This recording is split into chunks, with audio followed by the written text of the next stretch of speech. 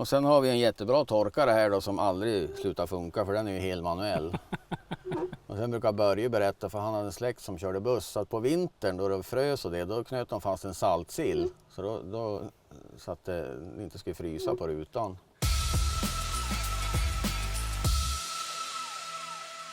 Hallå, hallå! Hallå, hallå på dig. Hur är läget? Jo då, efter omständigheten årsmodellen är det väl okej. Idag befinner vi oss i Norrland, Örnsköldsvik, staden jag har vuxit upp i med Sveriges bästa hockeylag, Modo Hockey. Men det är inte hockey vi ska prata idag utan i Övik har det också tillverkats mycket roliga grejer. Vad ska vi titta på idag? Vi ska titta på en del av Primus Motors samlingar. Primus Motor det är egentligen latin och betyder de ledande krafterna och det är ett namn som vi försöker att tona ner nu för att vi vill hellre kalla oss Öviks industrihistoriker, men Primus Motor är så pass etablerat så vi ska ha det kvar. Vi startade i mitten på 90-talet en förening som skulle vara en stödförening för Öviks museum som vi tyckte inte skötte industrihistorien riktigt bra. Vi fick ju en rivstart där för vi hade flera duktiga kommunpolitiker i ledningen på föreningen så att vi fick ju kanske lite för snabb start här och vi kom ju över både föremål och fordon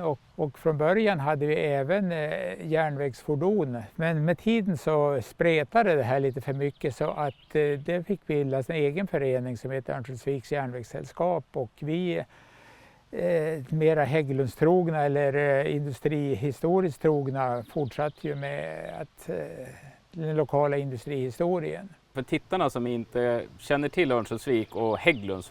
Ja, vad Hägglunds har gjort det är nästan lättare att säga vad man inte har gjort. Och Hägglundsbröderna hade ju en paroll här att kan andra så kan vi. Alltså kan man göra någonting någonstans i världen då kan vi göra det också.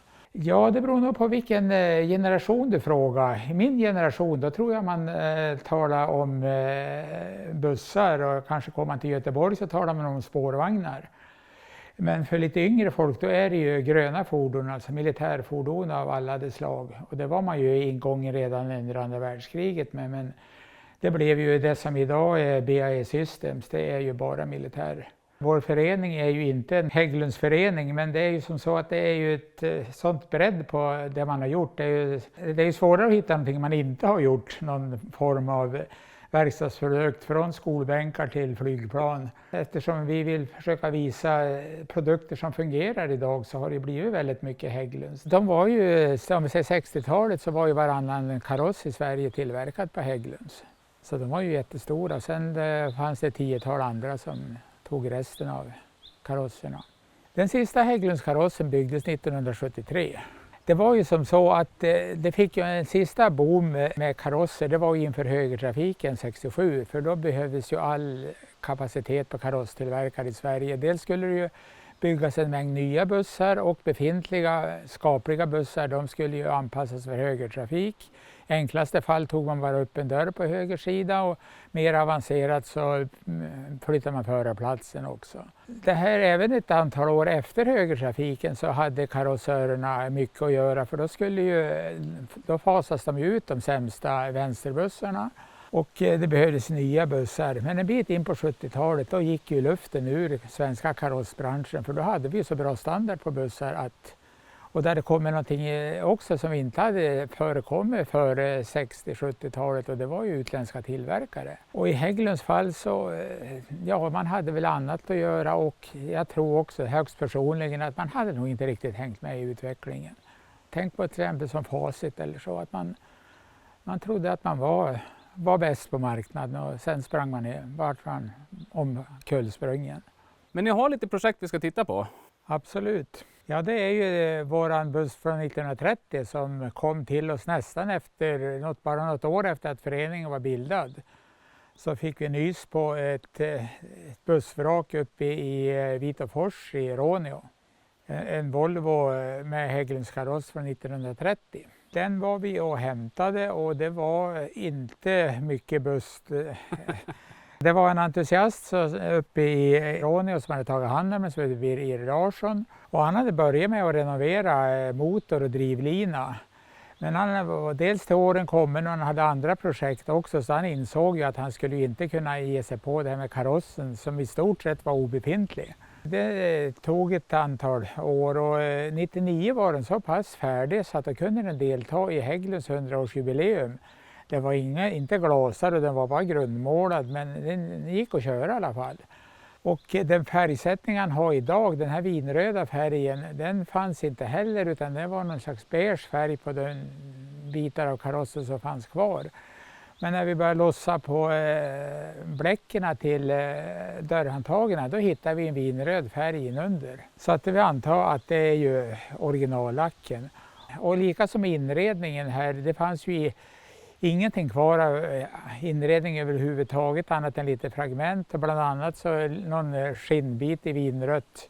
Det är ju också helt rekonstruerat. Bakgrunden är lite diffus här, för att 1930 i maj så kom chassit till Hägglunds. Men det såldes inte ut från Hägglunds förrän i december 31. Så vad den gjorde den tiden, det vet vi inte. Det var en gissning. Kanske var det ett demonstrationsfordon eller var det någon som inte kunde lösa ut den. Det vet vi ju inte. Hägglunds karosser för 28-29, då kunde de se ut nästan hur som helst. Men tydligen så ungefär den här perioden då hade man väl anställt någon designer. Så att då kan man se att det är en Hägglund där. För det är typiskt det här runt fronten och det är ju typiskt Hägglunds. När den hamnade hos åkaren Bernhard Johansson i Älvsbyn så gick det mellan Älvsbyn och Vitberget, en sträcka på kanske 6 mil. Och den gjorde väl en tur- och returresa varje dag. Man kan ju tänka sig Norrbottens vägar 1931-32. Egentligen var den här gammalmodig redan när den kom ut. Men det var ju priset. Alltså för Volvo på tunga sidan, det kom ju inte till för att konkurrera på tunga fordon, utan det var ju för att konkurrera med de amerikanska chassierna, Ford och Chev och Dodge och vad de hette. Och hade ju för den standarden och den kvaliteten som var på dem. Det här är ju Volvos första sexa som kom 1929. Som heter VDB. Nu är den här motorn bytt, heter VDC. Det är i princip samma motor. Och i stort sett var det i grund och botten samma motor som Volvo använde fram till 1958 i de sista suggorna. Fast den var ju graderad upp med tiden på olika sätt. Men i grunden är det samma sidventiler. På 3,6 liter ungefär. Och sen har vi en jättebra torkare här då som aldrig slutar funka, för den är ju helt manuell. Och sen brukar Börje berätta, för han hade en släkt som körde buss, så att på vintern då det frös och då knöt de fast en saltsill. Så att det inte skulle frysa på rutan. Och sen är det ju då, man kan öppna här då, det är aircondition då. Och sådär. Och sen värmen har vi ju på den här, det är alltså avgaserna som går i ett rör bakom här och ut. Så det är 2 avgassystem bak, dels det är en kran man öppnar. Och sen då det är kallt ute, sa de, då satte de en träplugg i det vanliga. Då gick alla avgaser genom det där röret, så att det vart varmt i hytten. Men det är ingen värme fram här, det kan vara lite strålningsvärme från motorn, men det är så lite. Och så är ju det här då, det immar ju aldrig för det är ju öppet. Det går inte att stänga helt, det är alltid en glipa här. Köra den är lite speciell. För du har ju pedalerna här, när man trycker så går de ner i golvet. Lite speciell broms där, och bromsarna finns bara på bak, trumbromsar bak, så man får tänka sig för. Och gas, och så har du fotstart där nere när man trycker in den där. Sen var det ju damaskerna det här, det är ju faktiskt det är alltså en gammal skinnjacka de har tagit och klippt och så här. Liksom man får hitta på så där. Så det funkar ju. Det är ju handbromsen här och då ser man, det är handbroms och broms på samma, för det är bara bromsar bak. Så att när man ska lossa den, då trycker man och så gör man så där. Men den här går kanske 40-45. Sen börjar det hoppa och studsa, för det är ju träekrar och sånt där, så att den här kör man inte något fort med. Allting är ju trä, om du ser på inredningen och allting. Och det var ju bara fragment kvar i det. Vi tror att det har suttit så här. Det här kan ha varit mera typ mahogny, men det här är som de har byggt av. Och sen är alla skruvar då, det är ju vanliga spårskruv. Och så är de ju satt hela vägen rakt, då är det den vägen, och så är de ju satt den spåret, alltså lodrätt och vågrätt, hur hur de sitter som på lister och det. Men det måste ju ändå vara roligt att få vara med på sådana här projekt när man är flera stycken. Ja, det är det. Det är ju som sagt det är socialt och jag är ju bland de yngre då kan man säga, för jag har ju det här med bussarna i, de säger att jag har bussarna i blodet eftersom jag är ju uppfödd i ett bussgarage, så jag tycker det här är ganska roligt att hålla på med. Och man lär sig mycket av äldre, för de har sån erfarenhet. Så att jag har lärt mig mycket bara att vara med de äldre gubbarna på gubbdagis som vi säger, eller gubblekis. Just det, tändningen öppnar bra. Tvåans växel startar man på.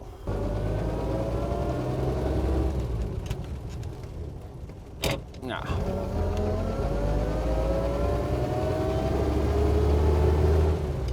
Det måste ju vara omöjligt för dig att se instrumenten därifrån. Ja, nej, jag ser ingenting. Jag måste göra sådär, så att jag litar på att jag har oljetryck och sådär på. Och hastigheten, det är jättesvårt att köra för fort med den här. Man hade ju inte bråttom förr i tiden i alla fall. Nej, men det är ju som att jämföra med häst och vagn. Så att det här går ju fortare ändå. Sen är det ju inte så stora backspeglar så man får ju se på ett ungefär. Det är otroligt att de kunde göra såna här fina saker då, men det är ju hantverk. Nu är det ju massproducerat, det som görs. Och det som görs nu, det är ju inte gjort för att användas, det är gjort för att användas länge. Så det är frågan om det kommer att sparas några nya bilar till eftervärlden eller om det kommer bara skrotas bort. Det får man ju se. Ja, det är ju också att visa upp den tidiga Hägglundsbusshistorien. För det här är väl vad vi vet i Sverige, den äldsta Hägglunds karosserade bussen. Tills vi fick nästa buss så var ju det här det enda fordon vi kunde skjutsa omkring folk vid och ha på olika evenemang. Ja, nu är vi ju mer i närmare våran tid här. Den är ju från 1964. Ganska lång utvecklingsperiod från 30-bussen till den här. Nu ska vi titta på solbussen, ja, och historien bakom den det var att Lions Club i Övik insåg ju att folk som sitter i rullstol, de kommer ju ingenstans. De är ju väldigt bundna till sitt hem och till att någon kan skjutsa dem. Så man hade fått reda på att i Malmö hade man skaffat någon form av handikappfordon, alltså med lift så man kunde lyfta upp rullstolar.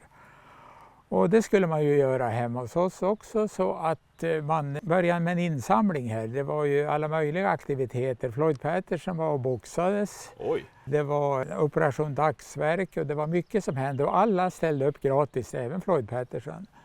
Så man fick ju på ett år ihop det om dryga 70 000 som det kostade att tillverka en buss. Och givetvis Hägglund som gjorde karossen och chassit det var ju Volvos minsta lastbilschassi med V8-motor, bensin V8.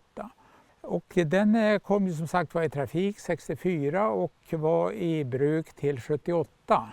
Då hade verksamheten övertagits av Öviks Omnibus, centrala Omnibus. Och man skaffade en modernare handikappbuss och den här hamnade på Öviks flygfält som övningsobjekt. Och den får ju väldigt illa av det här. Det vart bucklor på den överallt och någon hade försökt att knyta en rosett av främre kofångaren och den var allmänt ganska eländig, utvändigt i alla fall. Efter diverse ägare efter flygfältsepoken så kom den till Primus Motors ägo. Det var 14 år sedan och efter några år så började vi renoveringsarbetet och det har tagit ungefär 2000 timmar. Nu är vi ju inga proffs här utan det har väl inte varit så väldigt effektivt alla gånger. Utan vi har väl fått prova oss fram och mycket kaffe har gått åt också. Det var ju förvånansvärt komplett och den har ju inte, fast den har vistats ute så mycket så har den hållit tätt. Det har inte läckt in någonting i den. Frånsett att alla stolar var ju liksom fragmenterade och de här bågarna det var kromat förut, nu är de lackade. De hade ju rosten gått hårt på. Men i övrigt så är det mest bara mycket rengöring som ligger bakom det hela. Golvet det var i högsta grad skitigt. Jag själv tror jag har skurat 5-6 varv i alla fall innan man fick fram mönstret, hur det har sett ut. Det var ju som så att de här stolarna sitter ju fast i insektsskruvar, så man kan ju plocka ut ett antal av dem och man får in max 6 rullstolar som man då sätter fast med remmar i fästen i golvet. Det är inte så mycket som kan rosta. Karossen är ju av aluminium med stålstommar och ramen det är ju ordentliga balkar, så att den har klarat sig väldigt bra. Det är ju ingen av oss som professionellt har jobbat med karossjobb. Ja, vi har haft lite hjälp av lackeraren som knackar ut lite bucklor åt oss. Lacken där har vi hittat in när vi började skrapa ren, för den var målad i Öviks centralas färger tidigare. Dels hade vi något dåligt färgkota, men när vi slipade ner så hittade vi ju de här färgerna. Och det går ju att analysera idag, så att det är nog rätt. Bakavelliften, det är ju en av medlemmarnas, har ju räddat den, och storverk, för den var också väldigt illa åtkommen. Förra sommar, så 2022, då var den besiktigad och godkänd. Och i år är det ju första året sedan vi kan visa upp den här i det skick som vi tror att den var. Och vad ska ni använda bussen till då? Ja, den ska väl kunna visa upp hur en Öviks produkt fungerar idag, och att vi kan skjutsa folk, ställa upp på olika evenemang. En fungerande handikappbuss, en av Sveriges första. Det är väl syftet med det hela. Dekalen, alltså solbussen med solen på, det hade vi ingen vettig bild på. Vi har lagt en massor av tid på att försöka att hitta bilder på hur såg den här dekalen ut. Men vi har en dålig bild, så att det här är en rekonstruktion. Det ligger nog ganska nära sanningen. Och på den tiden det var ju målat, och då gjorde man ju schabloner. Nu är det ju tejpat.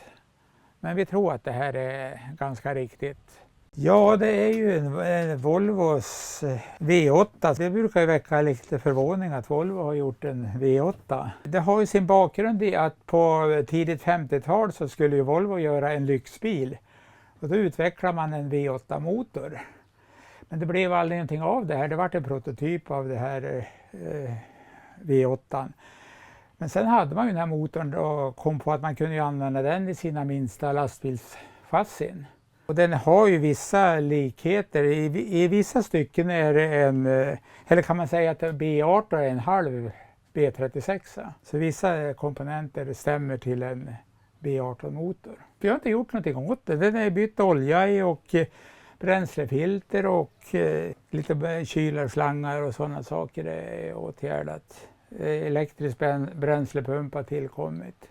Och det här är ju ett lastbilschassi, så att där har vi en utväxling som gör att den inte ska gå så mycket fortare än 60-70 kanske.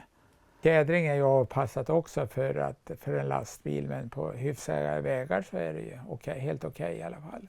Ja, det är ju lite kul hur växelspaken, att det är ju kan man ju säga en vanlig konventionell, som på en Amazon eller någonting, växellådan sitter bakom motorn.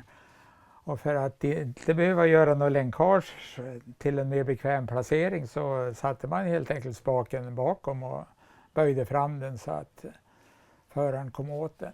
Det var första gången jag körde den här faktiskt, då vi for från garaget. Och jag tycker det gick bra i alla fall. Jag frågade ju var backen låg och jag visste inte att den var, många växlar det var och sådär. Men det känner man, så att gick förvånansvärt bra. Som den här gardinen var ju bara fragment av, så då tog ju Börje hem och tvättade den och då föll den isär. Så då fick de ju syd. Alltså det här är när man har belysningen tänd på natten, och då blir det ju som en spegel i rutan. Så då kunde man dra för så här då, och så där, så att då kunde chauffören köra här i fred och ha full belysning tänd. För det fanns ju inte så mycket nattbelysning på den tiden, det var ju antingen av eller på. Den här radion har vi satt dit så det går att höra, det var faktiskt lyx, för det går att höra bara förarens högtalare. Sen drar man ut, då är det alla 4. Så att och här har du ju gamla skattekvitto och sånt där. Och sen de här högtalargallerna har jag ju hittat på en skrot, de var plockade. De hittade jag på en skrot på Dannero i en buss som stod där, en Hägglundare som de hade reservdelar i. Så att man har ju fått jaga lite grann. Det här långa är antennen och den var ju fragment av bara. Det är ju porslinsknoppar det sitter i. Och då har de fått gjort utskrivning på 3D-skrivare. Nya sådana här knoppar. Och så bocka ett rör då och skruva fast igen. Så att det var ju som original, att antennen var så här lång på dem. Så det var lite pyssel med det där, skulle jag tro. Trampar ner kopplingen och så vrider man på här. Och då har vi en elpump på den här. Och så hör man då det får tryck.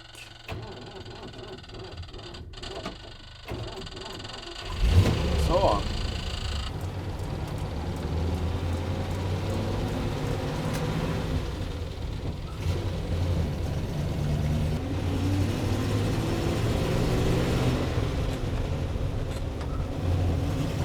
Ja, det är 4 på den här. Man behöver inte använda 1:an, den är så lågt utväxlad så man startar på 2:an. Ja, de är inte lika motorstarka och sådär och får det växla lite mer. Det är väl som att köra vanlig buss tycker jag. Men jag började köra buss så pass tidigt så att jag trivs ju hellre i de äldre än de nyare. Ja, lite mer utmanande. Nu är det automater, nu trycker man bara på play och sitter och gasa och bromsa. Nu, det här som att växla, det kan nästan inte dagens busschaufför. Jo, de kan väl, men det kommer bort mer och mer växlingsbussar. Men jag tycker det är lite roligt då. Det är lite ståplattor igen. Det blir ju det då däcken är. Då bussen står, då blir det plattor som är mot backen. Och sen tar det ett tag innan däcken blir varm, så då blir de rund igen. Ja, blinkers har vi här. Och det är som en torkarmotor som snurrar. Ingen återgång, och sen är det ju fläkt och lite värme och sen är det belysning här och så har vi dörren här. Det är ganska sparsamt med knappar. Går det bra med dörren öppen? Bra det. Och man körde med dörren öppen för när det var varmt. Det var liksom... Det går ju inte så fort då. Fort gör det nu? Ja, 60. Jag blir ju omkörd hela tiden. Kommer en till här. Jag kör ju 65-70 ungefär och det... Jag kan ju gasa på mer, men då blir det inte, då kan man inte höra vad man säger om man kör fortare. Hör du vilka fantastiska bussar? Ja, det är roligt att det är fler som tycker det. Vi tycker det också. Så. Men hur gör man för att kunna se de här då? Ja, det är varje måndag, åtminstone på vinterhalvåret, så finns vi ju mellan 1 och 4 ute i Västersälsgaraget i Sund. Och där finns ju normalt solbussen och 30-bussen, den bor ju här i Mo. Och på sommaren kan det vara öppet och att man får titta på den, annars är väl den mer framme när det är någon form av evenemang när någon vill se den. Mm. Och nu är det ju Örnsköldsvik med omnejd då kan man säga. Ja. Och om ni går in på vår Facebook-sida och så har vi ju adresser, så vi brukar i regel kunna ställa upp om det är någon som vill komma och se någonting, så ordnar vi nog det i de flesta fall. Och vi är väldigt glada för flera medlemmar, för att det är ju A och O att kunna få ekonomin att gå ihop om inte annat. Och att ju fler vi är, ju mer intryck kan vi göra på industrihistorien. Jag får tacka för visningen. Jo, tack själv. Och sen får vi säga på återseende, för jag kanske dyker upp för fler tillfällen. Ja, man vet ju aldrig vad ni hittar på här. Så att... Du är så välkommen. Hej på det! Hej hej!